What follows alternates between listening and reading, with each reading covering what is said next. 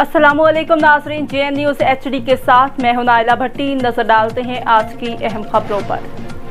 Sheikhupura bureau chief Hanif Tabassum, Malik Ejaz Hussain ऐवान की जोजर तारिक ऐवान ताहिर ऐवान आमिर ऐवान की वालिदा मोहतरमा जो रज़ा इलाही से वफ़ात पा गई थी।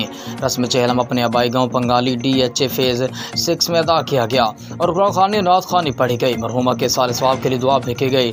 इस मौके पर IG अनवर वर्क, additional IG Syed Dilawar Abbas, DIG Chaudhry Tasadduq Hussain, SSP CIA Imran Karamat, DSP Sarwar Aiwan, DSP Adnan Bukhari, Abid boxer, attorney general Arif Yaqoob, DSP Shaukat Joya, Ayub Gujjar, DSP Sheikh Shahzad, SHO Hafiz Shuja, DSP Mohammad इकबा अकमल, मलिक शुएब खोखर, DHA इन्वेस्टर रहम ऐवान, अयूब ऐवान, याकूब नंबरदार, चौधरी मसूद तारिक, मियाँ वकास वज़ीर और इलाके के मुअज़्ज़िज़ीन, सियासी समाज लोगों ने शिरकत की।